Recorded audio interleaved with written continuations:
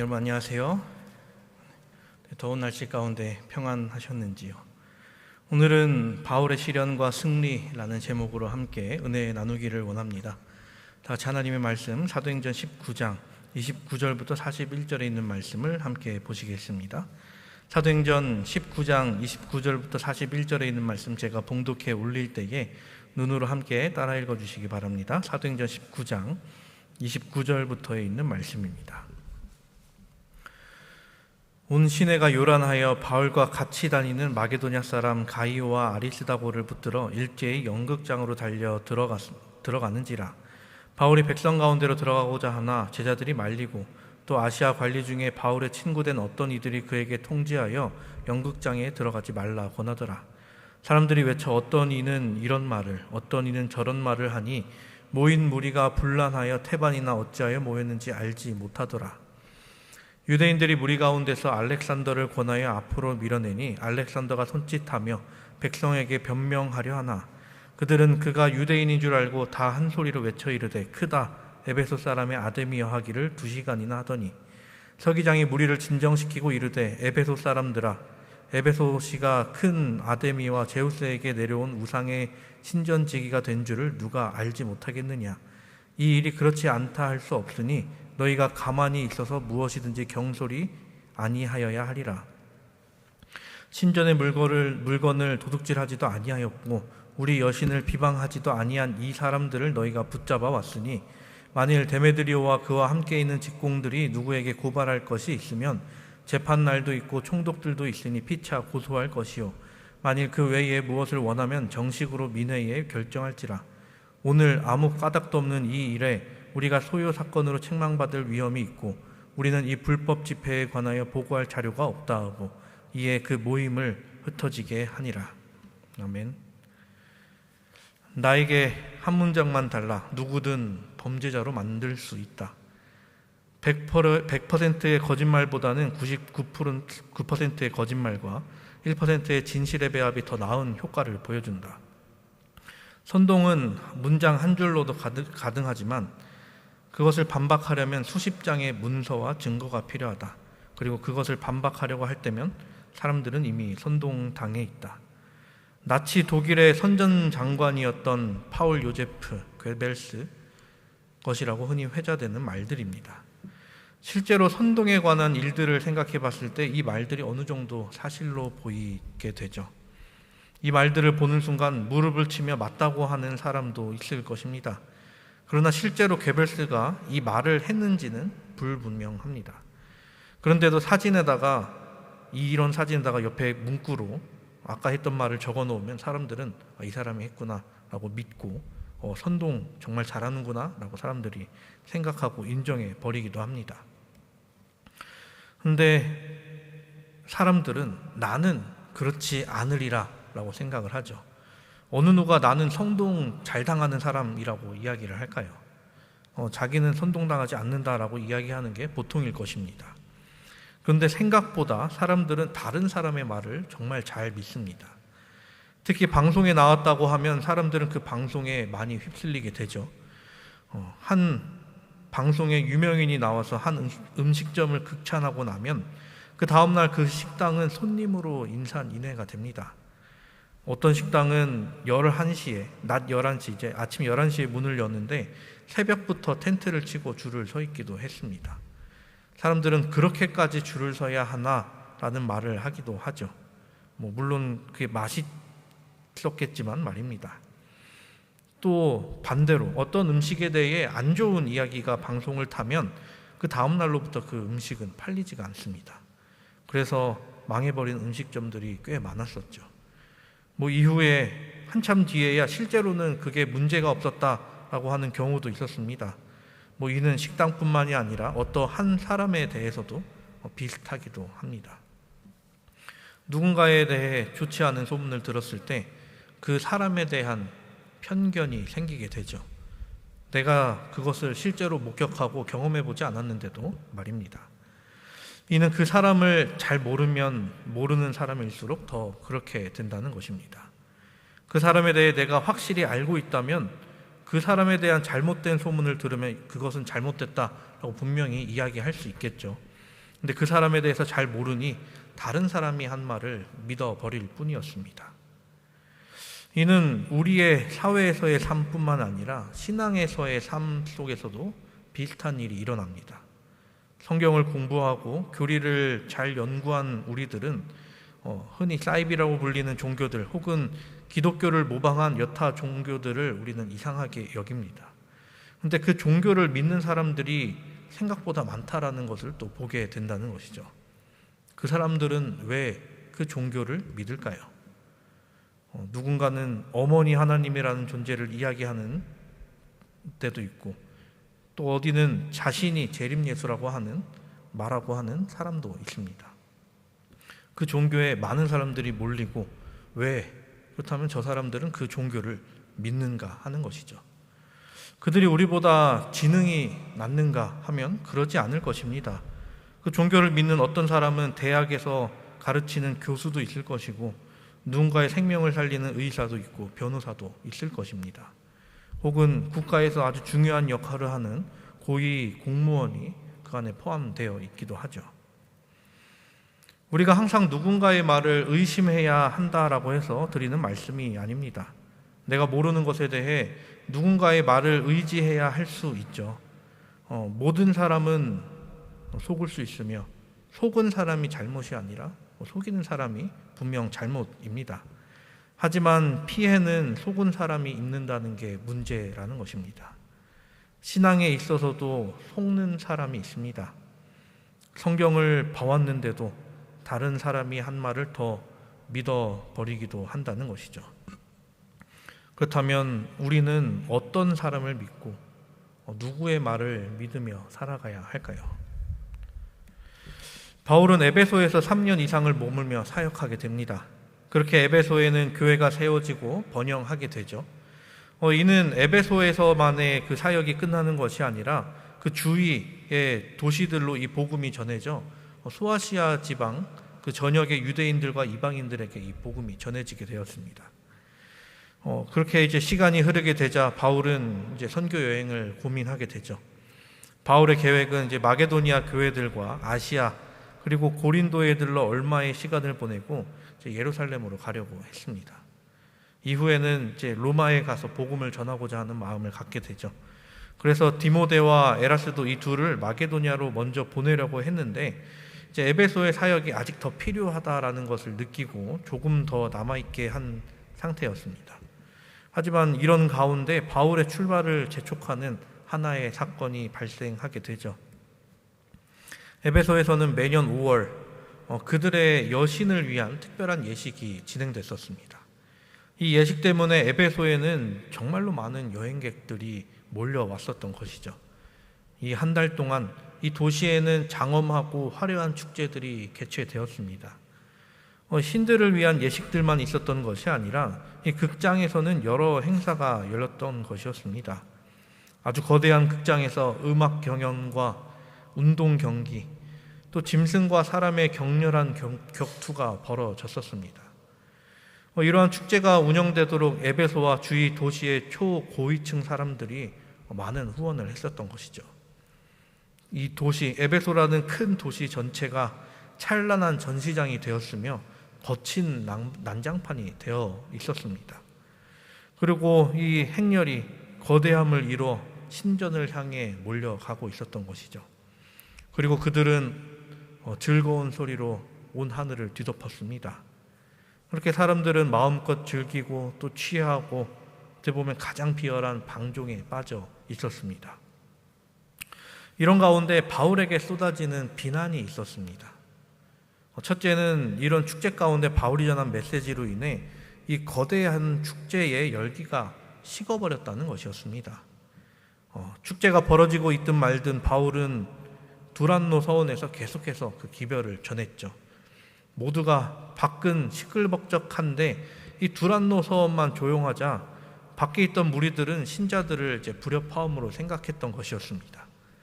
이런 이유로 조롱과 비난과 모욕이 그들에게 쏟아졌습니다.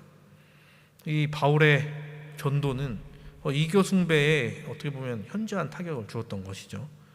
이제 그 결과 거국적 축제에 참석하는 사람의 숫자와 열광이 점점 바울이 있는 동안 계속해서 눈에 띄게 감소했다는 것이 문제였습니다. 기별의 영향은 실제로 회심한 사람들의 범위를 넘어서 확대되어 갔다는 것이죠. 이 새 교리를 받아들이지 않았던, 이 그리스도교의 교리를 받아들이지 않았던 사람도 이교신에 대한 신뢰심을 잃어가고 있을 정도로 사람들이 계몽되어 갔다는 것이죠. 바울이 이 도시에 온 이후로 일어난 일이기에 이 바울이라는 사람에 대해 저주와 여러 가지 비난이 무더기로 퍼부어졌습니다. 그리고 바울에게 비난이 쏟아졌던 두 번째 이유는 어떤 사람들의 이익과 손해 때문이었습니다. 당시의 종교 문화는 이 신전과 그리고 그들이 좋아하는 예배 대상의 형상을 본떠서 집에 두는 것이었습니다. 집 안에 이제 사당을 만들어서 우상을 두는 것이 그들에게는 기본이었던 것이죠. 그리고 그 우상을 만드는 누군가가 있었을 것입니다. 이 같은 문화는 2000년 전 그 당시에만 있었던 것이 아니라 아직도 여러 국가에 남아있는 문화이기도 하죠. 우리 옆나라 일본만 봐도 집 혹은 동네마다 신사가 이곳 저곳에 자리 잡고 있죠. 그뿐 아니라 집 안에 분향하는 곳을 만들어 어떤 신을 기리거나 조상을 기립니다. 조상이 아니더라도 작은 신사 역할을 하는 어떠한 것을 집 안에 만들어 놓기도 합니다. 도시 한가운데 있는 최근 지어지는 집들과 젊은 세대들이 살고 있는 곳은 그런 것이 잘 없긴 하지만 그들도 본가에 가면 짧게 제사를 지내는 장면이 미디어를 통해 전해져 오는 것이죠. 이런 것은 일본만 그런 것이 아니라 민속 신앙이 발달된 곳은 많이들 그러합니다. 베트남에 제가 갔을 때는 한 집 안에 들어가 봤더니 불교가 그 사람들한테 너무 익숙해서 그런지 일본 신사처럼 불상을 두는 한 공간이 있고 거기에다가 이제 향을 피우는 것을 목격하기도 했었습니다. 지난주에 말씀드렸듯이 이 에베소라는 곳은 주신이 있었는데 다이애나 혹은 이제 아르테미스라고 불리는 신의 신전이 그곳에 있었습니다. 그리고 그 신전 안에는 신상이 있었던 것이죠.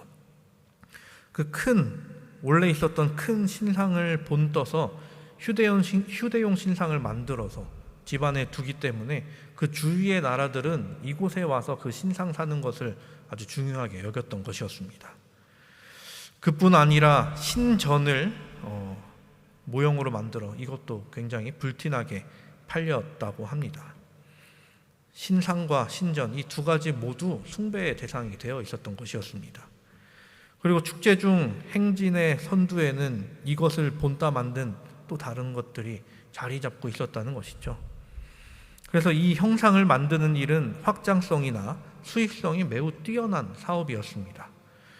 때문에 에베소에서 우상을 만드는 일과 우상이 들어있는 그 감시를 만들어서 파는 일이 아주 성행했습니다. 그런데 이 사업이 누구 때문에 문제가 생겼을까요? 바로 바울 때문에 큰 차질이 생겼던 것이었습니다. 이 바울이 오고 난 뒤 그리고 극성수기인 상황에 자신들의 이익이 감소하는 것을 보고 이들은 가만히 있을 수가 없었습니다. 그 중심에 데메드리오라는 사람이 있었습니다. 이 데메드리오는 자기 작업장의 직공들을 불러 모아 바울에 대한 비난을 쏟아내게 됩니다. 만약 자기들이 원래 가졌던 전통적인 예배를 버리고 그리스도교로 사람들이 끌려간다면 아마 우리들은 망해버릴 것이다 라고 말입니다. 그리고 자신들이 믿던 그 미신에 대해 호소합니다. 사도행전 19장 25절부터 28절에 있는 내용입니다. 그가 그 직공들과 그러한 영업하는 자들을 모아 이르되 여러분도 알거니와 우리의 풍족한 생활이 이 생업에 있는데 이 바울이 에베소뿐 아니라 거의 전 아시아를 통하여 수많은 사람을 권유하여 말하되 사람의 손으로 만든 것들은 신이 아니라 하니 이는 그대들도 보고 들은 것이라. 우리의 이 영업이 천하여질 위험이 있을 뿐 아니라 큰 여신 아데미의 신전도 무시당하게 되고 온 아시아와 천하가 위하는 그 위험도 떨어질까 하노라 하더라. 그들이 이 말을 듣고 분노가 가득하여 외쳐 이르되 크다 에베소 사람의 아데미여 하니. 이 데메드리오의 연설은 빠르게 도시 전역으로 퍼져나가게 됩니다. 그를 통해 소란이 커져나가게 됐던 것이죠. 온 도시가 동요된 듯 온 성이 요란하였다라고 이야기를 합니다. 이 데메드리오라는 사람의 연설로 많은 사람들이 흥분해 한 무리가 되어버렸고 그들은 바울을 찾아 나섭니다. 그들은 유대인들이 머물렀던 지역 아길라의 작업장을 수색하게 되죠. 바울을 발견이라도 한다면 마치 갈갈이 찢을 기세로 말입니다. 그런데 다행히 그곳에서 바울은 발견되지 않았습니다. 이 사람들이 모이는 것을 보고 이 위험의 통보를 받은 다른 성도들이 바울을 미리 대피시킨 것이었죠. 그리고 하나님의 천사도 바울을 보호하고 있었습니다. 그의 죽음의 때가 아직 이르지 않았다였기 때문이었습니다. 분노의 대상을 잃어버린 폭도들은 어떻게 변했을까요? 예전 데살로니가에서도 이와 같은 일이 있었습니다. 이들은 바울과 같이 다니던 마게도냐 사람 가이오와 아리스다고를 잡아가지고 연극장으로 데리고 들어갔습니다. 이들의 위험을 알게 된 바울은 이들을 위해 본인이 연극장으로 가려 하죠. 하지만 주위 사람들이, 제자들이 바울을 말렸다라고 성경은 이야기합니다. 가이오와 아리스다고는 물론 끌려가면서 맞아서 조금의 상처는 입을지 모르나 그를 죽이기까지는 하지 않을 것으로 보였기 때문이었습니다. 그런데 바울이 나타나지 않자 이 연극장의 소동은 점점 심각해져 갔습니다. 오늘 본문 32절에 있는 말씀입니다. 사람들이 외쳐 어떤 이는 이런 말을, 어떤 이는 저런 말을 하니 모인 무리가 분란하여 태반이나 어찌하여 모였는지 알지 못하더라. 이렇게 소동이 계속되는 가운데 한 인물, 구리 장색, 구리로 뭔가를 만드는 사람 알렉산더라는 사람이 나옵니다. 이 사람은 상당한 능력을 가진 사람이었고 폭도들의 분노를 오로지 바울과 그의 동료들에게 돌리기 위해 온 힘을 쏟았습니다. 이에 대해 바울은 후에 자기에게 해를 많이 끼친 자라고 언급하기도 했습니다. 그런데 그 알렉산더라는 사람이 유대인이다라는 것을 그 폭도들이 알고 그를 떠밀어 버리게 되죠. 그리고 이렇게 이야기합니다.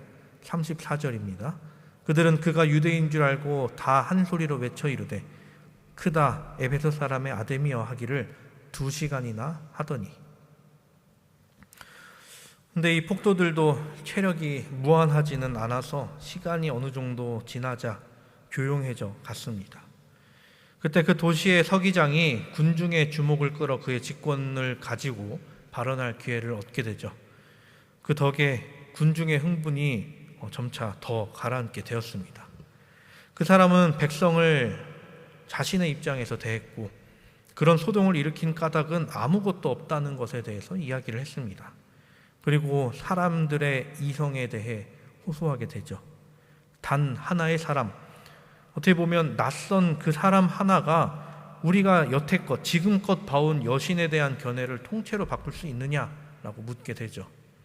사도행전에는 그의 말을 이렇게 기록합니다.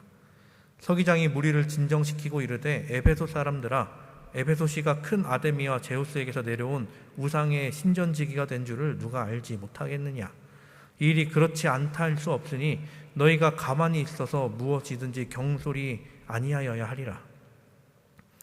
또 바울과 그의 동료들이 아데미의 신전을 모독하지도 않았고 여신을 모독해 그들의 감정을 상하게 한 것도 아니다라고 이야기를 합니다.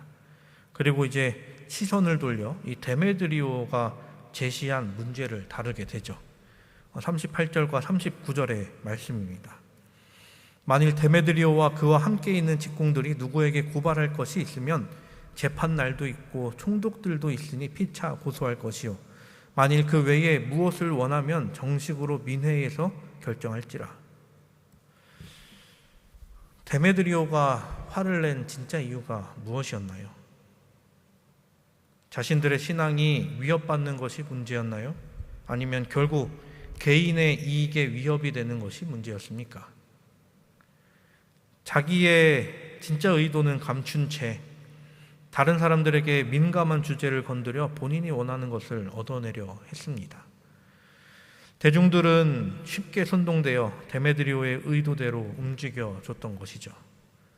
흥분했던 대중들이 조금 소강 상태에 이르렀을 때 서기장의 말을 통해 다시금 그들은 생각이라는 것을 하게 되었습니다. 우리가 이렇게 화를 낸 이유가 무엇인가?